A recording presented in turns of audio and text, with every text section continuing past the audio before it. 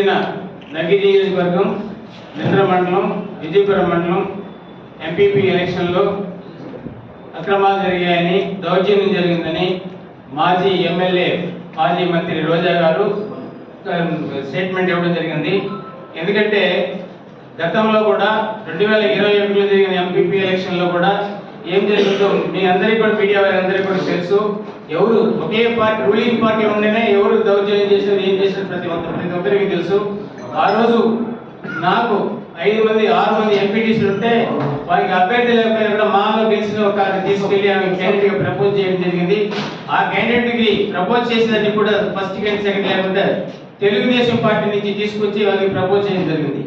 ఆమె ఈ విధంగా మాట్లాడిందంట, ఒకరికి సంసారం, ఒకరితో తాళి కట్టించి ఇంకొకరితో సంసారం చేస్తున్నారని చెప్పి, ఏదో చేస్తారని చెప్పి చెప్పిందంట. అది ఆమెకే తెలియాలి ఎవరు చేస్తున్నారని చెప్పి. ఈ రోజు ఆమె చేసిన పని, ఆ తెలుగుదేశం క్యాండిడేట్ని ఈ రోజు నింద్ర మండలంలో ఎంపీపీ అభ్యర్థిగా ఆమె కంటెస్ట్ చేయించింది.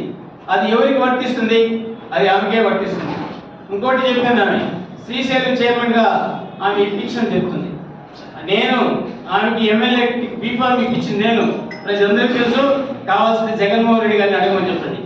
ఆమె ఇక్కడ నియోజకవర్గంలో వచ్చేటప్పటికి నా ఇంటికి వచ్చింది. పత్రికా సోదరులందరికీ కూడా తెలుసు, ఎలక్ట్రానిక్ మీడియా అందరికీ కూడా తెలుసు.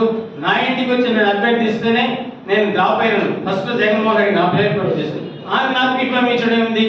అదేవిధంగా 2014 ఎలక్షన్లో ఆమెకి గెలిచినప్పుడు అందరికి మా అందరికి గడ్డాలు పెట్టుకుని ఏడ్చింది, మా అన్నలు గెలిపించారని చెప్పి. ఈ రోజు ద్రోహం చేశారని చెప్తుంది. నీకు ఒక హత్తు ఉంది, నీకు ఒక కూతురుంది. నువ్వు ఇలాంటి మాట్లాడితే మా కష్టాలతో నీవు 2014 ముందు నీ పరిస్థితి ఏంటి?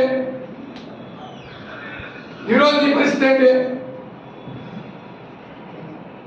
నువ్వు సంపాదించుకొని నీ సంపాదనకి మేము అడ్డుపడతామని మేముంటే నువ్వు ఫ్రీగా రాజకీయం చేయలేమనే ఉద్దేశంతో వీళ్ళు ఎక్కడికి పోతారని మమ్మల్ని తరిమి ఈరోజు ఇలాంటి దిగజారు మాట్లాడుతూ ఉంటే చాలా మంది మాకు ఫోన్ చేస్తున్నారు. ఇటువంటి దాన్ని దగ్గర నుంచి తరమన్నారు. నీ క్యారెక్టర్ తెలుసు కాబట్టి 2024లో 45,000 ఓట్లతో ఓడించారు. అయినా నీకు సిగ్గుమానం రాకపోగా మరి మేము పార్టీలు మారినామంటాం. ఎవరి వల్ల మారినాం మేము పార్టీలో? ఆలోచన చేసుకుని చెప్తున్నాం. ఇంకొక విషయం, ఏదో మేమేదో అదేదో ఒక పదం చెప్పింది, అది నాకు చెప్తుంది. మేమేమన్నా అంత పరిగణలో ఉన్నా ఎదవాలంటే ఎవరు ఎదవా? నువ్వే ఒక ఎదవా? తెలియక మీరు గెలిపించాం. ఆమె కన్నా ఇంకా ఎదలు ఉన్నారు. నువ్వు ఎదవని తెలిసినా కానీ భరిస్తాను. ఇడిచిపెట్టింది తెలుగులో సాగుతుంది, ఇడిచిపెట్టింది ఈదికి పెద్దంట అన్నారుగా. మేము రెడీ, నేను ఒకటే మీ మేము ముగ్గురు అన్నదమ్ములం, మా ముగ్గురు నిలబెడతాం, మా డిఎన్ఏ టెస్ట్ చేయి. నువ్వు నిలబడవు, మీ అన్నదమ్ముడు నువ్వు, మీ డిఎన్ఏ టెస్ట్ చేస్తాం. ఎవరు అమ్మా ఎవరో తేలిపోతాం.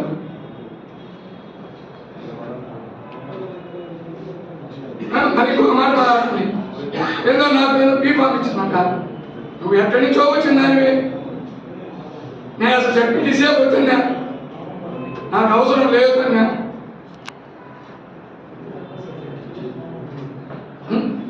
కాబట్టి మేము ఒకటే చెప్తున్నాం, ఇలాంటి మాటలు ఇంత పనికిమాలినటువంటి రాజకీయాలు చేస్తే మేము చూస్తూ ఊరుకోం. ఇంకొకసారి ఇట్లా విమర్శించమని చెప్పండి, పద్ధతిగా విమర్శించమని చెప్పండి.